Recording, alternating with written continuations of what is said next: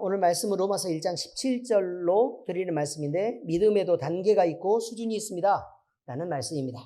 여러분 오늘 말씀을 보니까요 이렇게 되어 있습니다. 복음에는 하나님의 의가 나타나서 믿음으로 믿음에 이르게 하나니 기록된 바 오직 의인은 믿음으로 말미암아 살리라 함과 같으니라. 자, 거꾸로 말하면 거꾸로 뒤에서부터 읽으면 살고 싶으면 어떻게 해야 된다고요? 믿어야 된다. 고쳐지고 싶으면 믿어야 된다. 그러니까 믿음으로 인해서 여러 가지 역사들이 나타나기 때문에 결국은 시작점이 어디냐면 믿음부터 시작된다라고 지금 얘기하고 있습니다. 그래서요 우리가 믿음을 보지 않을 수가 없는데 아니 믿는다고 해서요 다 똑같은 믿음이 있는 게 아닙니다. 믿음에는 진짜인 참 믿음도 있고 또 진짜를 흉내내는 거짓 믿음도 있습니다. 그리고 수준이 대단히 낮은 저렴한 믿음도 있고 저렴한 이런 말 써도 되는지 모르겠는데 대단히 낮은 그런 믿음도 있고 궁핍하고 저렴한 믿음이 있고 믿음도 수준이 높은 거룩함에 이르는 믿음도 있습니다. 자, 이렇게 믿음의 종류도 다양하다는 것입니다. 우리는 예수님을 믿음으로 구원을 받습니다. 그러나 그 믿음은 우리 스스로가 난 믿고 있어요 라고 인정하는 그런 믿음이 아니라 하나님이 인정하시는 믿음이어야 됩니다. 그래서 이런 간증들이 흔하게 있습니다. 이런 간증들은 그러니까 본인이 너무 힘든 지경에 빠져 있는 거예요. 너무 힘든 지경에 빠져 있을 때 믿음을 보고 아니 그렇게 믿는 건 믿는 것도 아니다 라고 얘기하는데 아니에요. 전 믿고 있어요 라고 끝까지 고집을 피우는 최모 씨가 있었습니다. 최 씨 하면 또 알아줘야 되니까 그런데 최모 씨가 있었는데 결국 나중에 하나님의 시간 속으로 그가 들어가고 성령 충만해지고 나아지고 변하고 보니까 그때 나는 완전 사이비 믿음이었군요 라고 지금은 인정할 수 있게 되었습니다. 우리 모두 다 그런 경험들을 늘 하게 되는 것이죠. 이렇게 믿음에도 단계가 있고 수준이 있습니다 라는 제목을 가지고요 말씀을 나누려고 하는데 우리는 거짓 믿음과 참 믿음을 이제 구분할 수 있게 되길 바랍니다. 그리고 구원에 이르는 참 믿음의 방향으로 우리의 믿음의 방향을 잘 정하고 그 표대를 향하여 잘 달려갈 수 있기를 우리 주 예수 그리스도의 이름으로 축복합니다. 자, 성경 말씀 오늘 내용은요 대단히 신학적입니다. 그래서 조금 어려울 수도 있으니까 그냥 그런 줄 알고 감안해서 들으시고 그 다음에 또 거기에다가 이해가 좀 잘 안 되시면 목사님이 너무 어렵게 설교한다 그러지 마시고 반복해서 들으시면 됩니다. 이해되셨죠? 네, 그렇게 하기로 하고 넘어가겠습니다. 자, 먼저요 우리가 잘못된 믿음 몇 가지에 대한 지적을 먼저 하려고 합니다. 어떤 게 잘못됐느냐. 다시 말하면 잘못된 믿음이라고 얘기하는 것은 성경에 그렇게 말하지 않았는데 우리가 그렇게 믿고 있다는 것입니다. 그럼 이 잘못된 믿음을 가르쳐주는 것은 잘못됐으니까 너 싫어 라는 뜻이겠어요? 아니죠. 어떤 의미를 갖고 있죠? 잘못된 믿음이 있으니까 그 방향을 놓고 다른 방향으로 고쳐나가야 돼요 라고 지적하는 것이죠. 자, 그 첫 번째가 뭐냐면 성경 안에서요 역사적 내용이나 전통적 신조들을 지식적으로만 믿는 믿음이 있다 라고 말합니다. 이게 무슨 말이냐면 성경 말씀이 역사 속의 이야기인 거예요. 나와하고도 아무 상관이 없다. 그런 거. 그 다음에 성경에서 무슨 교훈들이 있으면 그래 그건 따를만 하지 라고 얘기하는 것이지 나랑 별 상관이 없는 그런 믿음이 있다 이 말이에요. 그런 믿음으로는 사람을 구원에 이르게 할 수 없다는 것을 알아야 합니다. 야고보서 2장 19절에 보니까요 함께 읽겠습니다. 시작. 네가 하나님은 한 분이신 줄을 믿느냐? 잘하는도다. 귀신들도 믿고 떠드느니라. 이렇게 말합니다. 귀신들도 하나님을 알지요. 그렇지만 그를 믿고 의지하고 신뢰하는 게 아니라 그 말이에요. 오히려 하나님을 알고 있지만 그에 대해서 대적하는 거죠. 그러니까 아는 것이 믿음의 끝이 아니라 그의 편이 되고 그리고 그를 신뢰해서 그와 함께하는 것을 믿음이라고 얘기하는 것입니다. 그런데 우리가 믿고 있지만 그와 함께하지 않는다면 그건 정상적인 믿음이라고 볼 수 없다. 잘못된 믿음이다. 이런 거죠. 둘째로 성경과 하나님 그리고 예수 그리스도에 대한 지식이 없이 일시적으로 감정이 동해서 믿는 그런 믿음이 있습니다. 다시 말하면요 하나님을 잘 모르고 있는데도 누가 예수님 믿으라 그러면 믿지요 라고 얘기를 해서 감정적으로 혹해서 이렇게 하다가 결국 모든 상황들이 다 이렇게 펼쳐지고 나면 결국은 믿지 못하게 되는 그런 믿음이 있다. 이런 말이죠. 자, 그러면 이런 믿음은요, 복음의 진리에 대해서 어느 정도 관심과 열정이 있습니다. 다시 말해서 복음에 대한 관심이 있다는 얘기예요. 알고도 싶고 또 뭔지 궁금하기도 하고 그냥 이렇다는 것입니다. 그런데 확실한 지식이 없기 때문에 그것이 결여돼서 새 생명의 뿌리가 환난과 핍박을 견디지 못하고 말라버리는 실패하는 믿음이다 라고 얘기합니다. 이 믿음은 인격을 동원하지 못하고 그저 감정에만 치우쳐서 의지하며 하나님의 영광보다 자기 연민과 자기 이익을 더 추구하는 방향의 믿음이다 라고 말합니다. 여러분, 이게 어떤 거냐면 믿기는 믿는데 내가 중심이 돼서 무게중심을 내 쪽으로 옮겨놓고 믿는 믿음이란 그건 구원에 이르는 정상적인 믿음이 아니라 잘못된 믿음이다. 이런 것입니다.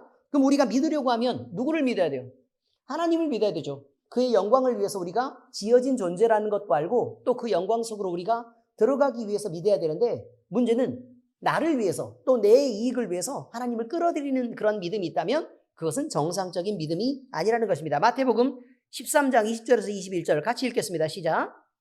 돌밭에 뿌려졌다는 것은 말씀을 듣고 즉시 기쁨으로 받되 그 속에 뿌리가 없어 잠시 견디다가 말씀으로 말미암아 환난과 박해가 일어날 때에는 곧 넘어지는 자요 라고 말합니다. 다시 말하면요, 내 이익을 위해서 하나님 또 예수님을 그리스도로 믿었다 그 말이에요. 그런데 말씀을 지키려고 하다 보니까 내가 생각하는 기준에서 일종의 좀 손해가 있고 또 내가 참아야 될 게 너무 많고 이런 일들이 복잡하게 이어지는 것입니다. 그러면 내가 뭐 때문에 이렇게 믿어? 라고 쉽게 포기해버리는 믿음을 바로 그런 잘못된 믿음이다 라고 얘기하는 거죠. 자, 세 번째도 있습니다. 세 번째는 기적과 또 나타나는 현상에 집착하는 믿음입니다. 그래서 우리 막 기도 많이 하는데 불 들어가냐? 봤어? 뭐 이런 거. 아파 안 아파? 이런 데 집착하면 돼요 안 돼요? 그런 건 아니라는 거예요. 심지어 어떤 거에 집착해도 안 되냐면 그래서 병이 나았다고 안 나왔다고 이런 데 집착하는 거 돼요 안 돼요? 안 돼요. 그거는 일종의 믿음이 있기 때문에 파생되는 부수적인 효과에 불과합니다. 아주 작은 부스러기들이라 이 말이에요. 부스러기들이다. 그런데 그 옆에 있는 거에만 집착을 하고 정작 그 알맹이의 중심인 하나님과 예수 그리스도에 대해서 관심이 없다면 이것은 구원을 동반하는 믿음이라고 볼 수 없다는 것입니다. 그러므로 너무 현상에 집착하는 그런 것들을 피하고 그다음에 그래서 목사님은 우리 안에서 일어나는 모든 일들에 대해서 사사로운 간증들을 어떻게 하라 그랬어요? 되도록 말하지 말라 그랬어요. 사사로운 간증들을. 그리고 무슨 얘기를 하라고요? 성경 말씀에 대해서 깨달은 것을 함께 나누고 같이 덕을 이루는 것을 그런 대화의 방식, 그런 교제의 방식으로 가는 것이 맞다고 지금 얘기를 하는 것입니다. 마태복음 7장 22절에 23절이 있습니다. 자, 이렇게 기적이 일어나는 사람들이라고 모두 다 구원에 이르는 믿음을 갖지 않는다는 게 분명히 여기 나와 있는데, 자, 읽겠습니다. 시작.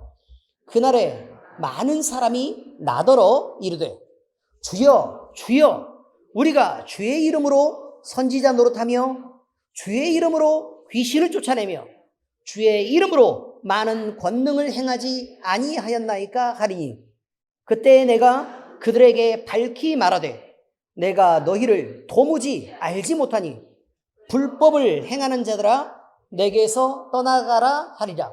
자, 그러면 이 사람들은 뭘 행했다는 말이에요? 불법을 행했단 말이에요. 어떤 불법을 행했죠? 약한 자들을 불쌍히 여기지 않고 또 소외된 사람의 친구가 되어주지 않고 자기가 뭘 갖고 있다고 거들먹거리고 과시하면서 살았다는 것입니다. 하나님의 사랑을 온전하게 전하지 못했고 복음이 가르치는 그 진리의 말씀의 행동대로 행하지 않았다는 것입니다. 그러면 기적을 행한 것만으로 우리가 하나님의 사람이라고 말할 수 있느냐? 그렇지 않다라고 얘기합니다. 자, 누가복음 17장 11절에서 19절의 기록을 보면 고침을 받은 10명의 나병 환자들이 있습니다. 그래서 예수님께 병을 고쳐달라고 얘기하죠. 그래서 예수님은 너희 몸을 가서 대제사장에게 보여라 라고 말하죠. 그게 무슨 뜻이에요? 대제사장에게 보인다는 건 내 몸에 나병이 있으면 부정하니까 사람들하고 같이 어울릴 수도 없고 예배도 드릴 수 없죠. 그러니까 대제사장에게 보이란 말은 가는 길에 너희가 치료받을 거다라는 거예요. 자, 그러면 모든 사람이 10명이 모두 다 치료받았는데 그중에 돌아온 사람은 몇 명뿐이라고요? 한 명뿐이었다고 얘기합니다. 그런데 그 한 명에 대해서 예수님이 무슨 말을 했는지가 중요하다. 이 말이에요. 한 명에 대해서 무슨 말을 했느냐? 예수님께 나와서 그가 감사했는데 그 사람에게 예수님이 말씀하시기를 내 믿음이 너를 구원하였다라고 말합니다. 그러면 그 나머지 9명, 예수님께로 오지 않은 나머지 9명은 치료받았지만 예수님께 오지 않았던 사람들은 구원이 있다 없다. 그렇습니다. 바로 그 얘기를 말하고 있는 것입니다. 예수님께 나아오고 예수님을 예배하고 예수님을 찬양하는 자가 되어야 그에게 구원이 임하지, 단지 치료받는 것만으로는, 기적이 일어나는 것만으로는 우리가 구원에 이를 수 없다. 이렇게 말하는 것입니다. 자, 그렇다면 이렇게 잘못된 믿음도 있고, 잘못된 믿음 몇 가지 얘기했죠? 맞아요. 3가지 얘기했어요. 첫 번째는 뭔데요? 그러니까 빨리 보고 얘기해요. 뭐 어차피 기억 못할 줄 알았으니까. 그렇게까지 우리 수준이 높지 않다는 거 우리가 뻔히 아는 거 아닙니까? 첫 번째는 뭐예요? 지식적으로만 믿는 믿음. 이것입니다. 그 다음에 두 번째는요. 감정으로만 믿는 믿음. 그죠? 세 번째는 현상에 치우치는 믿음. 이렇게 얘기했습니다. 알겠죠? 알맹이 빼고 현상에만 치우치는 믿음은 정상적인 믿음이 아니다. 자, 이제 구원에 이르는 참 믿음의 종류도 있다고 말합니다. 참 믿음은요. 누가 주는 거냐면 하나님이 주시는 믿음을 참 믿음이라고 얘기합니다. 그러면 하나님이 주시는 믿음은 의심할 것 없이 구원에 이르는 믿음입니다.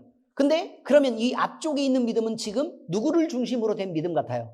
세상에 있는 나를 중심으로 된 믿음이에요. 나를 중심으로. 그러니까 인간 중심으로 사람이 자기에게 유익을 주고 자기가 원하는 대로 믿는 그런 믿음이어서는 정상적인 믿음이 아니다. 자, 그럼 참 믿음에 대해서 얘기합니다. 어떤 사람들은요, 믿음이 자기로부터 근거한 것이라고 주장하는 사람이 있을지도 모릅니다. 내가 엄청 노력해서요, 이 믿음을 지키고 있어요. 저 새벽 기도도 엄청 열심히 나가고, 막 주여 주여 하면서 엄청 부르짖으면서 기도도 엄청 열심히 하고요. 제가 헌금도 많이 하고 지금 이러고 있어요. 그러니까 내가 믿음을 유지할 수 있죠. 봉사를 제가 얼마나 많이 하는 줄 아세요?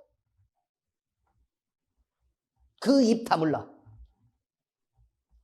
내가 담배에 죽고 싶으냐. 그런 장면이 있었습니까? 없었습니까? 네. 그게 있습니다. 여러분, 성경은 분명히 말합니다. 믿음은 하나님의 은혜라고 얘기합니다. 은혜의 뜻이 뭐예요? 내가 받을 자격이 없지만 하나님이 나에게 베풀어 주신 것이다라고 얘기합니다.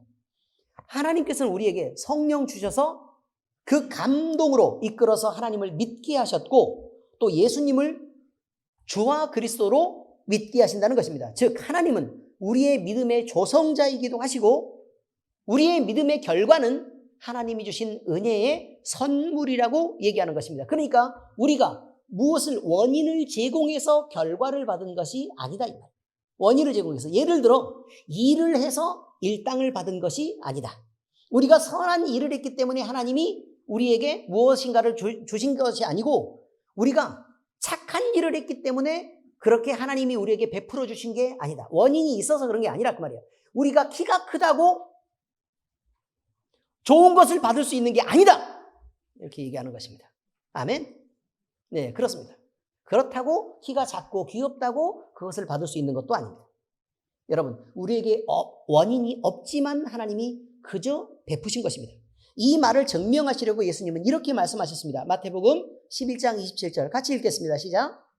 내 아버지께서 모든 것을 내게 주셨으니 아버지 외에는 아들을 아는 자가 없고 아들과 또 아들의 소원대로 계시를 받은 자 외에는 아버지를 아는 자가 없느니라. 다시 말해서 하나님만 예수 그리스도를 알았다 그 말이에요. 그러니 이 세상에 있는 사람들은 예수님을 알았다 몰랐다? 모르고 있었다는 거예요. 예수님이 그가 그리스도인지 아는 사람이 아무도 없었다 그 말이에요. 그런데 하나님이 알고 있었던 예수 그리스도를 하나님이 자기 자신을 사람들에게 열어서 빛으로 조명해 주시고 알도록 해 주셨기 때문에 우리가 예수님을 알게 된 거다라고 말하고 있습니다. 그러니 하나님이 우리에게 예수님을 알게 하신 것이 은혜다라고 얘기하는 거죠. 그러므로 하나님의 은혜의 계시를 통하지 않고서는 구원에 이르는 믿음은 가질 수 없는 것입니다. 또 예수님은 베드로가 예수님을 향하여 주는 그리스도시요 살아계신 하나님의 아들이십니다 라는 고백을 할 때에 이것을 너에게 알게 하신 이는 하나님이시라고 분명히 말합니다. 자, 마태복음 16장 16절에서 17절까지 같이 한번 읽어보겠습니다. 시작. 시몬 베드로가 대답하여 이르되 주는 그리스도시요 살아계신 하나님의 아들이시니이다. 예수께서 대답하여 이르시되 바요나 시몬아 내가 복이 있도다.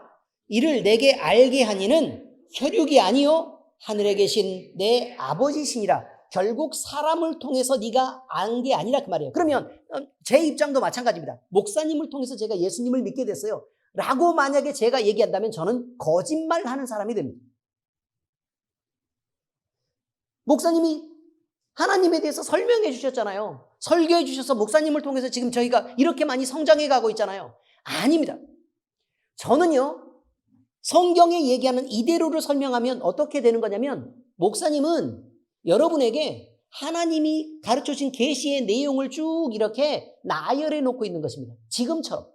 자, 그러면 성령 하나님은 여러분 각자의 마음속에 아, 하나님이 이런 분이구나라고 감동을 주시고 그를 믿는 믿음을 만들어 주신다는 거예요. 이렇게 빚어 가신다 이 말이에요. 그러니까 사람을 통해서 믿음을 갖는 게 아니라 구원에 이르는 믿음은 철저하게 하나님의 은혜로 된 거다라고 말합니다. 누가 전도해서 내가 너를 믿게 했잖아 라고 얘기하면 큰일이 납니다, 여러분. 그렇다고 전도를 하지 말라는 게 아닙니다. 무슨 말인지 아시죠? 전도를 하기는 해야 됩니다. 그러나 우리가 전도했다고 거들먹거리거나 우리가 가르쳤다고 내세울 것이 아니라 그 말이에요. 왜냐하면 철저하게 성령의 감동 없이는 하나님이 하나님이신 것을 알 방법이 없으니까요. 그래서 바울 사도는 성령 아니면 누구든지 예수를 주라 할 수 없다라고 분명히 증거합니다. 고린도전서 12장 3절입니다. 시작. 그러므로 내가 너희에게 알리노니 하나님의 영으로 말하는 자는 누구든지 예수를 저주할 자라 하지 아니하고 또 성령으로 아니하고는 누구든지 예수를 주시라 할 수 없는지라 라고 말합니다. 그래서 우리는 소유리 문답에서 정리가 되어 있습니다. 제86 문답에서 뭐라고 말하느냐? 예수 그리스도를 믿는 것은 곧 구원을 얻는 은혜인데, 은혜란 말을 분명히 들어있습니다. 은혜인데 이로 말미암아 우리가 구원을 얻기 위하여 복음 중에 우리에게 주신 대로 예수를 영접하고 그에게만 의지하는 것입니다. 자, 우리의 구원은 누구에게 의지해서 되는 거라고요? 예수님을 의지해서 되는 것이다. 그런데 예수님을 의지하는 이유는 뭐라고요? 구원을 얻기 위해서. 자, 이 구원을 얻는 믿음은 누구에게만 온다고요? 그렇죠. 하나님의 은혜라고 말한다 이 말이에요. 자, 그리고 웨스터민스터, 우리의 신앙을 정리해 놓은 웨스터민스터 신앙고백에서는 뭐라고 얘기하느냐? 선택된 자들이 그것으로 그들의 영혼의 구원에 이르도록 믿을 수 있게 되는 믿음의 은혜는 그들의 마음속에서의 그리스도의 영의 활동이시며 일반적으로 말씀의 사역에 의해 생겨나고 또 그것에 의해 또 성례들의 집행과 기도에 의해 그것은 자라고 강해진다. 믿음은요, 말씀을 통해서와 그 다음에 성례를 통해서 점점 자라나고 깊어진다는 거예요. 믿음은 말씀을 통해서 그리고 성례를 통해서 자라고 깊어진다. 그런데 이 믿음은 구원에 이르게 하는 믿음이고 그 구원은 누가 받는 거냐면 하나님의 선택된 자들이 받는 거다. 이게 거꾸로 이렇게 가보면 의미를 훨씬 더 자세히 알 수 있죠. 자, 그리고 이 참된 믿음의 대상은 분명히 정해져 있는데 그 믿음의 대상은 예수님을 그리스도로 믿고 하나님을 믿는 믿음이다 라고 얘기합니다. 그래서 사도행전에 이렇게 얘기합니다. 사도들이 성전에 모여가지고요. 성전에 모여서 함께 웅성거리는 사람들을 향해서 뭐라고 설교했느냐? 사도행전 16장 31절 함께 읽겠습니다. 결론입니다. 이르되 주 예수를 믿으라. 그리하면 너와 내 집이 구원을 받으리라 라고 말합니다. 여러분, 왜냐하면 구원과 영생의 길이 거기에 있기 때문에 그렇습니다. 누구에게요?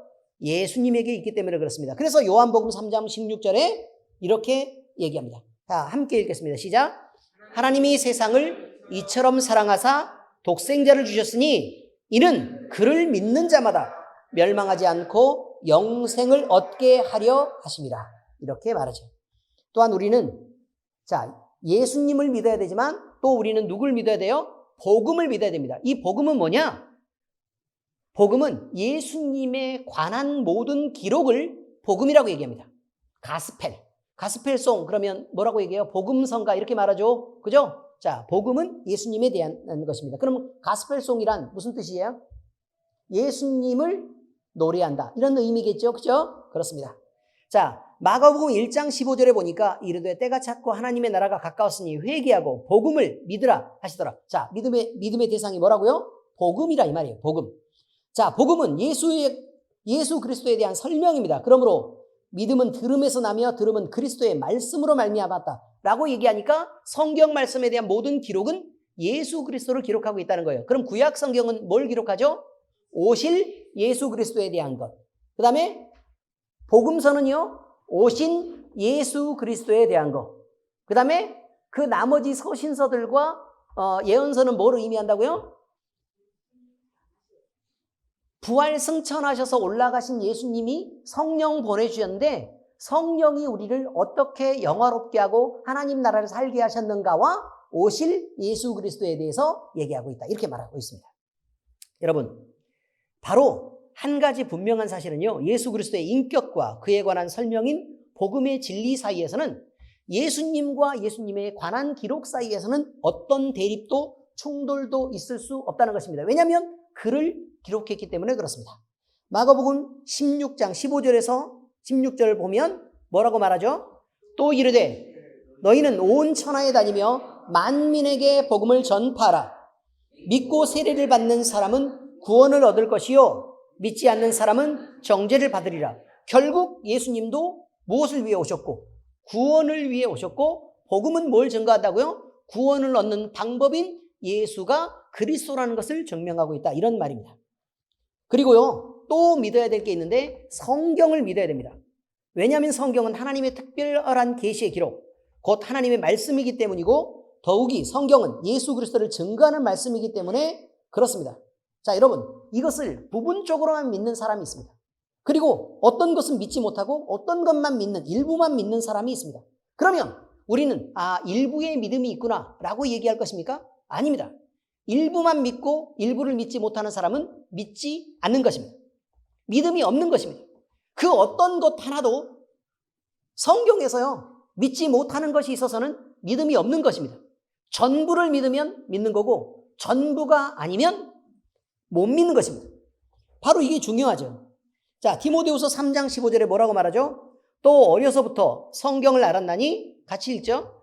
성경은 능히 너로 하여금 그리스도 예수 안에 있는 믿음으로 말미암아 구원에 이르는 지혜가 있게 하느니라. 자, 이렇게 말해요. 여러분, 지금 우리가요,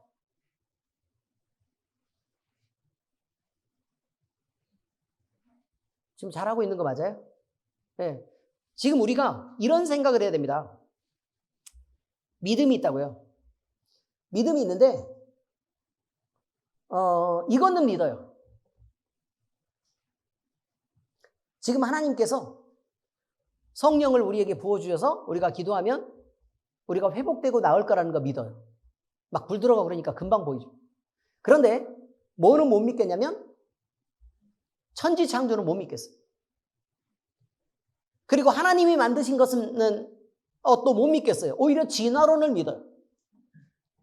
이것은 믿음이 아예 없는 것입니다. 그냥 그런 줄 알고 계시면 된다고요. 그럼 우리에게 온전한 믿음이 있으려면 이거죠.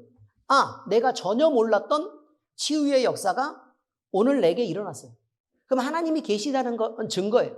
그럼 하나님이 계시면 성경도 사실이겠네? 라고 하는 거예요. 성경도 사실이겠네. 그래서 성경을 기준으로 해서 우리가 전체를 이해하려고 하는 그런 시각을 가져야 된다고 얘기하는 것입니다.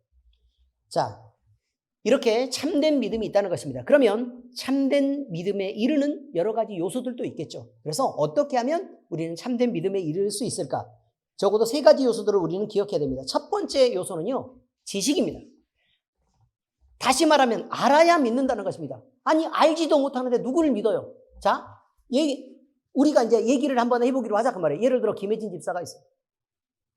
김혜진 집사가 있는데 어떤 다른 사람을 만났는데 갑자기 처음 만나자마자 얼굴을 딱 보면서 인상이 굉장히 좋으시네요. 거기부터 이상하잖아요. 그렇지 않습니까? 근데 갑자기 뭐 몇 마디 말 나눠보지도 않고 왠지 믿음이 가는 얼굴이에요. 그래서 난 당신을 믿어요 라고 얘기하면 김혜진 씨는 뭐라고 생각하겠습니까? 안 그래도 깐깐한데. 예? 이놈 사기꾼이네 라고 딱 생각하겠죠. 본인이 고개 끄덕이고 있는 거 보니까 그 말이 맞다는 거예요. 여러분, 뭘 알아야 믿죠. 근데 그 근거 속에 뭐가 있는 거냐면 내가 누군 줄 알고 날 믿는다는 거야. 네가 나를 알아? 라고 얘기하죠. 성경도 똑같은 얘기라고. 똑같은 얘기. 전혀 하나님을 모르면서도요, 하나님을 믿는다고 얘기하고요. 우리 권사님도 아시잖아요. 성경을 사람들이 엄청 안 읽어요. 다른 교회 가보면 성경 막 아예 안 읽어. 집사고 권사고 장로들도 안 읽는단 말이에요. 안 읽어요. 안 읽어. 안 읽으면서 성경을 몰라. 빌레몬서가 있는지를 모른단 말이에요. 과거 지역장이 그러더란 말이죠. 빌레몬서가 성경 안에 있는지도 구약이에요, 신약이에요. 또 이런다고. 여러분, 그런 지경이 됐으면요, 예수님을 믿는다라고 얘기하는 게 이상하지 않습니까? 아니, 뭘 알아야 믿죠. 아는 게 아무것도 없는데 믿는데요. 그러면 안 된다고요. 알아야 믿는다. 이게 첫 번째 규칙이란 말이에요. 그래서 성경 안에 있는 지식을 필요로 한다 라는 의미입니다. 그래서요, 근데 성경 안에 있는 지식은 어떻게 기록된 것이냐? 누가복음의 첫 번째 시작 장면에서요, 그 성경의 기록에 대한 것들이 좀 나옵니다. 그래서 누가복음 1장 1절에서 2절 한번 보세요. 같이 읽어보겠습니다. 시작. 우리 중에 이루어진 사실에 대하여 처음부터 목격자와 말씀에 일꾼된 자들이 전하여 준 그대로 내력을 저술하려고 붓을 든 사람이 많았다. 이렇게 말하죠. 이 성경은요, 보고 들은 거를 사실대로 기록하려고 엄청 노력해서 그 사실들만 기록한 책인 거예요. 이것을 알아야 되는데 우리는 그걸 잘 모른다는 거예요. 너무 신기하잖아요. 그렇지 않습니까? 성경 안에서 기적이 너무 많아가지고 이 기적을 다 믿어줄 수가 없는 거예요. 그래서 나름대로 상상을 하는 거죠. 일부 좀 뻥이 있는 것 같은데? 이런 생각을 하죠. 그러나 우리 속에 그것들이 실제로 나타나 버리면 헐, 내가 이런 걸 못 믿어가지고 하나님을 내가 이렇게 축소시키고 있었다니, 또 내가 하나님을 이렇게까지 내 애가 믿는 이 좁은 공간 속으로 제한하고 있었다니라는 것을 느낄 수 있다는 것입니다. 근데 이렇게 예수 그리스도를 정확하게 기록하라고 사실 그대로를 쓰기 위해서 노력했던 이유는 뭐냐? 하나님의 아들 예수 그리스도에 관한 기록이 정확한 진실이라는 일이라는 것을 말하고 싶었던 거고, 또 그 진실이란 기록을 통해서 그걸 읽고 또 받아들이는 자들이, 또 인정하는 자들이 구원을 얻게 하기 위해서 그런 거라 이 말이에요. 자, 그래서 이제 칼빈에 대한 것들이 나오는데, 기독교 강요라는 유명한 책이 있습니다. 우리 다 알고 있나요? 기독교 강요. 신학을 하다 보면 첫 번째로 읽으라는 책이 기독교 강요입니다. 칼빈의 책. 자, 그런데 여기서 이렇게 말하죠. 믿음이란 우리에게 향하신 하나님의 자비에 대한 견고하고 확실한 지식인데, 뭐라고요? 지식이라고요. 그것은 그리스도 안에서 값없이 주시는 약속의 진리에 기초하며 성령에 의해 우리 마음에 계시되며 확인된다 라고 말합니다. 이게 다시 말하면, 이 말이 좀 어렵게 지금 써졌죠? 엄청 쉽게 설명해 줄 수 있어요. 자, 다시요. 믿음은 하나님이 얼마나 우리를 사랑하시는가 라는 것에 대해서 기록된 것에 대한 지식들이라 이 말이에요. 그런데 그것은 그리스도 안에서 값없이 주신 이 말씀에 기록되었다라고 말하니까 성경 안에 기록되어 있고, 성령의 감동으로 그것들이 내게 전달되면 인정할 수 있는 것이 믿음이다, 이렇게 말한다 이 말이에요. 엄청 쉬워졌죠? 장난 아니죠? 자, 그런데요, 천주교회가, 우리 천주교회 형제 자매님들 여러분 계셨었는데, 천주교회는 뭘 말하냐면 명시적 믿음뿐만 아니라요, 또 한편으로 묵종적 믿음을 강조합니다. 명시적 믿음이라는 것은 분명히 보고 확인해서 하는 사실의 믿음을 의미합니다. 그러니까 정확한 사실에 근거한 믿음을 명시적 믿음이라고 얘기합니다. 자, 그런데 묵종적 믿음이란, 묵종, 제발 입 좀 닥치고 따라와 라는 뜻입니다. 무슨 의미인지 아시겠어요? 그러니까 몇 가지 진리에 대해서는 우리가 그 기초적인 진리에 대해서는 가르치죠. 그러나 나머지 교회가 일하고 있는 많은 부분에 대해서는 제발 묻지 말고 좀 따라와. 그것도 진리라고 인정해줘. 라고 얘기하는 그런 것들이 있다는 것입니다. 자, 그런데 성경은요, 그렇게 말하지 않습니다. 믿음은 무조건 무엇에 근거하고 있어요?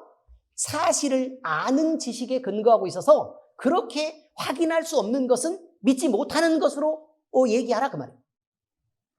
그래서 정확한 사실이 아니면 우리는 믿지 말아야 된다고 얘기하는 것입니다.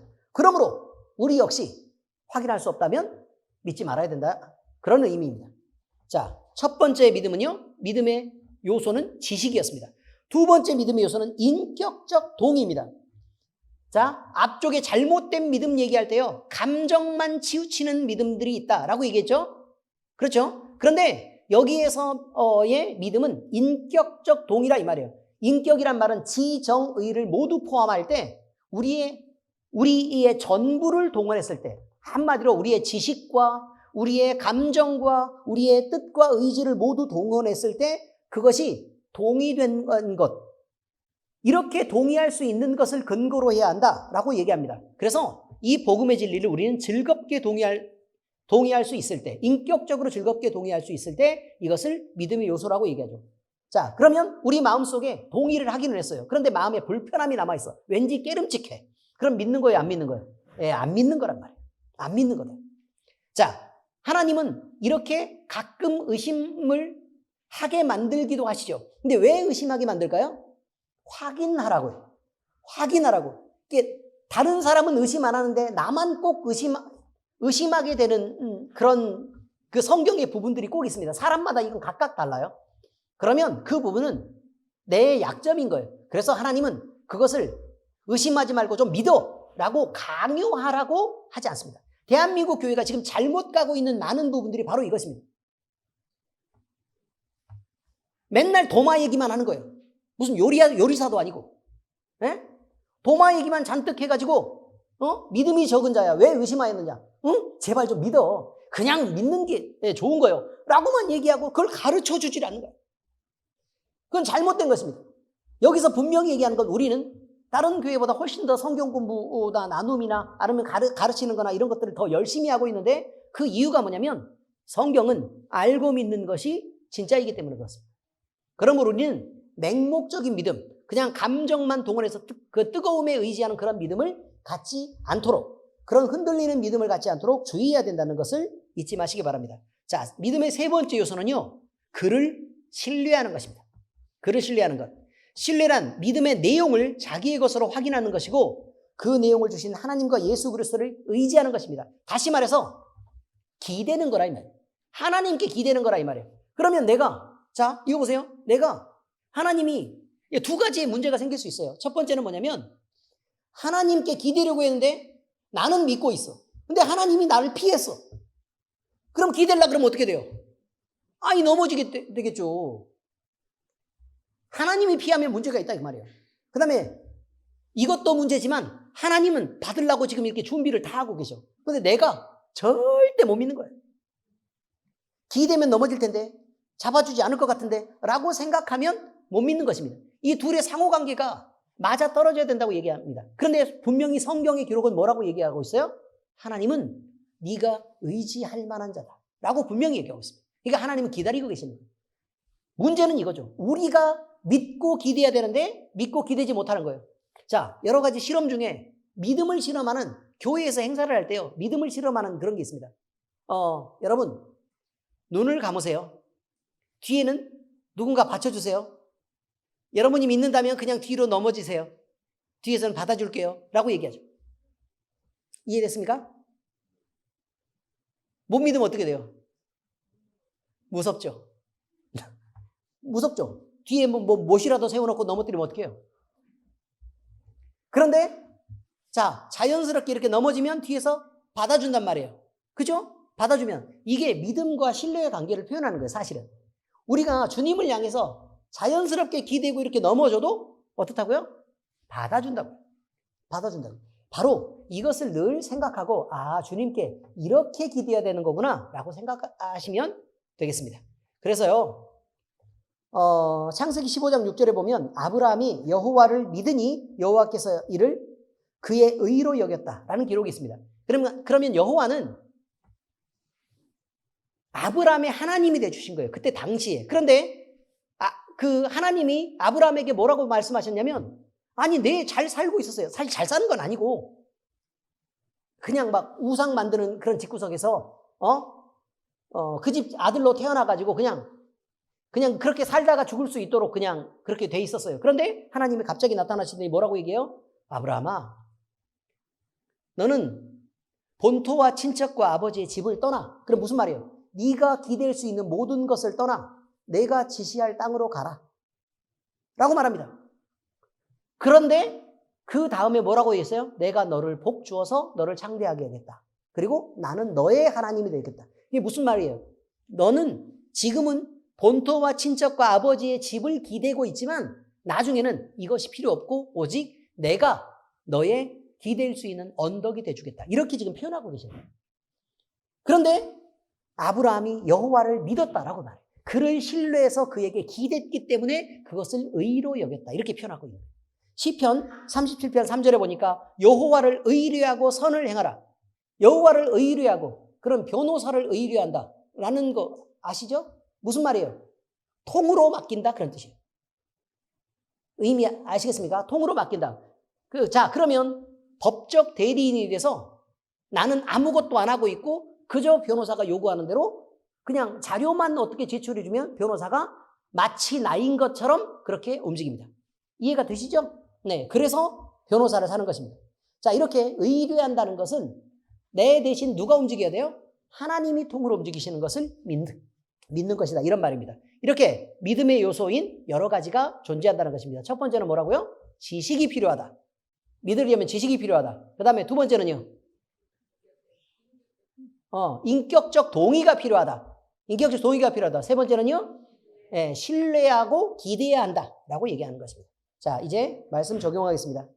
최소한 우리는 제대로 된 믿음을 시작할 수 있으려면, 믿음을 시작하려면 제대로 된 믿음을 가져야 됩니다. 지식이 있어야 그것을 이해하고 동의할 수 있습니다. 그리고 감정적 동의가 있어야 신뢰할 수 있습니다. 믿음은 하나님의 아들이며 구원의 주님이신 예수 그리스도의 인격을 신뢰하고 그에게 기대는 것을 말합니다. 이것을 통해서 우리는 우리 자신을 그에게 맡기게 되는 것입니다. 믿음의 단계를 보자면 믿음은 예수 그리스도를 영접하는 것, 그리고 그를 우러러보는 것, 그리고 그에게로 나아가는 것을 말합니다. 그것을 통해서 우리는 예수 그리스도와 함께 또 예수 그리스도를 먹고 마시게 되는 것입니다.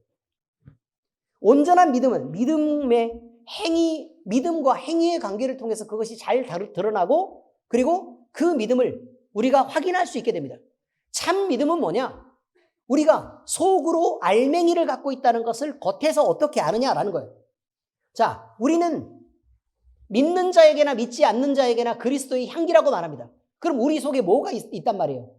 예수님이 들어있다는 거예요. 우리 속에 예수님이 들어있으니까 아무리 우리가 감추고 막으려고 해도 냄새가 삐질삐질 새어나오더라, 이런 말이에요.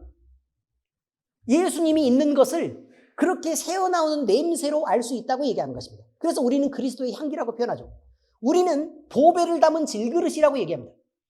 그러면 우리는 그냥 껍데기만 있는 존재인 줄 알았는데 그 안에 누구를 담고 있어서? 예수를 담고 있어서 가치가 있다라고 지금 표현하고 있는 것입니다. 뿐만 아닙니다.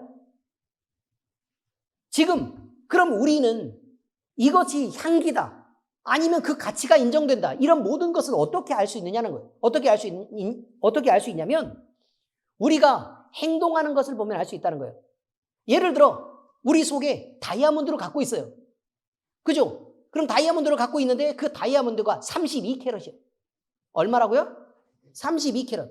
아니 뭐 가정하는데 뭐 되도록 큰 놈 하면 되죠. 물방울 다이아몬드 32캐럿. 됐어요? 전 세계에서 구할 수도 없는 것으로 해서 64로 갈까요? 64로 가죠. 아무튼 보석 좋아해요. 자, 그런데 여러분 이렇습니다. 64캐럿짜리 다이아몬드가 있단 말이에요. 다이아몬드가 있는데 하필 나한테 어떤 사람이 그걸 64캐럿짜리 다이아몬드를 이렇게 주면서 너 지금 여기 내가 지금 바빠서 못 가는데 이거 부산 힐튼 호텔에 302호에 내가 만나기로 한 사람이 있거든. 거기까지 좀 갖다 줘. 돈 10만 원 주면서. KTX 타고 KTX. 개인 택시 말고 KTX. 오케이? 이해되셨죠? 가라고 해서 딱 줬어요. 그럼 그다음부터 이걸 왜 나한테 줘? 시간 없어? 시간은 있는데 이걸 왜 나한테 주냐고. 나를 어떻게 믿어서 나를 이렇게 주는 거야? 라고 얘기를 하겠죠. 그리고 두 번째는 뭐예요? 나 이거 가지고 가면 심장마비 걸려서 안 돼. 큰일이 난다고. 그러면 자, 그런데도 불구하고 이 보배를 나한테 맡겼단 말이에요. 그럼 맡기면 어떤 일이 벌어지느냐? 호주머니에 놓고 아이스크림도 사 먹고 중간에 친구도 만나서 놀고 커피도 마시다가 그렇게 가겠습니까? 못 가죠. 웬만한 담력으로는 그렇게 못 갑니다. 어떻게 해야 돼요? 이거를 감싸고 확인하고 붙잡아서 막 이렇게 자기 몸보다 귀하게 지켜내면서 그렇게 혹시나 다른 사람이 보는지 누구 따라오지는 않는지 눈치 보고 또 감시하고 조심하면서 막 이렇게 갈 거 아닙니까? 그렇죠? 다이아몬드를 가진 사람은 그 64캐럿짜리 다이아몬드를 가진 사람은 아무리 부자여도 티가 난다고요. 얼마나 주변의 눈치를 보든지. 이해가 되십니까? 바로 그렇습니다. 우리에게 보배가 있다는 것은 눈치가 난다고요. 눈치를 챌 수 있다고 밖에서. 쉽게 드러나요. 쉽게. 또 뭐하고 비슷한 거냐면 예를 들어 사랑에 빠진 18살짜리 이 여자애가 있습니다. 누구를 막 마음에 깊이 사랑하게 된 거예요. 그런데 엄마 아빠한테는 비밀로 하고 싶은 거죠. 여기까지 이해가 됐습니까? 몇 살이라고요? 16살로 할까요? 18로 할까요? 네, 그래요. 18살짜리인데 뭘로 하고 싶다고요? 비밀로 하고 싶다고요. 이름은 송채원이에요. 이해되셨죠? 근데 지금 우리 채원이는 지금 18살이 아니에요. 다른 사람인 거죠. 자, 그런데 여러분 생각을 한번 해보세요. 사랑에 빠졌어요. 근데 감추고 싶다고. 엄마 아빠한테 비밀로 하고 싶다고. 그런데 얘한테 자꾸 문자가 오고 이러면 살짝 보는데 입이 찢어져가지고 감춰지지 않습니다. 근데 엄마 아빠는 너 도대체 왜 공부도 안 해? 그러면서 꾸중을 자꾸 하고 있는 거예요. 꾸중하는 중에도 자꾸 이렇게 입이 찢어져요, 안 찢어져요? 그렇죠? 걷다 대고 난 너를 보고 싶어. 내일까지 어떻게 기다리냐? 막 이러면서 막 문자가 오는데 막 간지럽게 이렇게 문자가 왔단 말이에요. 너무 웃음을 참기가 힘든 거죠. 어떤 의미죠? 아시겠어요? 그가 사랑에 빠졌다는 것은 주변은 다 알아요. 나는 감추고 있다고 생각하는 거죠. 그거 감춰지는 게 아니란 말입니다. 왜요? 알맹이가 있으니까 그 껍데기는 당연히 그렇게 삐질삐질 새어나올 수밖에 없는 거예요. 그 다음에 사람들이 되게 재밌는 게 직장 내에서 사귀는 걸 뭐라고 얘기하죠? 사내 연애를 한단 말이에요. 그러면서 자기들끼리 막 바라보면서 스쳐지라고 해요. 뭐 이렇게 쓱 지나가고 이렇습니다. 그리고 아무 일 없는 것처럼 그렇게 얘기합니다. 여러분, 남들 다 알아요. 자기들만 감추고 있는 줄 아는 것입니다. 그렇지 않습니까? 바로 이런 거예요. 사람들은요, 감춰지지 않는 게 있다고 얘기해요. 감춰지지 않는 게 있다. 내 안에 예수 그리스도에 대한 믿음도 감춰질 수가 없어요. 왜냐면 그 인간이 자꾸 예수님의 향기를 자꾸 내뿜거든요. 근데 아무리 드러내려고 해도 냄새가 안 나와요. 그럼 이건 뭐예요? 알맹이 없는 거라고 얘기하는 거예요. 알맹이가 없다. 이해가 잘 되십니까? 바로 이런 거예요. 그러니 우리가 행동할 때 다른 사람을 용서하고 이해하고 마음속에 행복, 그런 것도 결핍되고, 그 다음에 마음속에 행복해져야 되는데 행복하기는 가장 맨날 싸움이나 하고 욕이나 하고, 응? 눈을 막 이렇게 부라지면서 막, 그 다음에 옆에서 누구 차 하나 끼어들면 내가 예수 믿으니까 참아야지. 요거 예수 믿는 거 아니란 말이에요. 이해되셨습니까? 그래서요, 예수님 믿으면 사랑이 풍부하고, 그저 뭔가, 이 사람 만나면 막 되게 좋아. 이런 느낌적인 느낌을 풍기는 것. 그거 예수 믿는 거라고 얘기하는 거예요. 우리 마음에 예수 그리스도는 감춰지는 것이 아니라고 말합니다. 그래서요, 마태복음 7장 21절에 말합니다. 나더러 주여 주여 하는 자마다 다 천국에 들어갈 것이 아니요 다만 하늘에 계신 내 아버지의 뜻대로 행하는 자에 들어가리라. 행하란 얘기예요? 아니에요. 행하란 얘기가 아니라 행하게 된다는 얘기예요. 그 속에 예수가 있어서. 기도하겠습니다. 하나님 아버지 감사합니다. 우리는 참 믿음을 가져야 될 텐데 우리 예수 그리스도를 향한 참 믿음이란 우리 속에서 기쁨이 되고 행복이 되고 만족이 되며 우리를 치료해내고 능력으로 역사하는 그 믿음인 것을 우리가 알 수 있습니다. 그러나 아버지 하나님, 우리에게 참 믿음이 없는데도 불구하고 참 믿음인 척 행동하는 것은 참으로 괴롭고 어려운 일입니다. 우리 마음속에 성령의 감동을 주시고 또 지식을 주시고 또 열심히 우리 주님을 사랑하고 기대게 하셔서 우리가 참 믿음을 갖게 하시고 그 믿음을 통해서 우리의 인생이 변하고 우리의 삶이 변하고 또 우리 자신이 변함에 따라 우리의 가족이 그리고 우리 주변이 큰 혜택을 입을 수 있도록 우리가 사랑하는 자로 살게 하시옵소서. 살아계신 우리 주 예수 그리스도의 이름으로 감사하며 기도합니다. 아멘.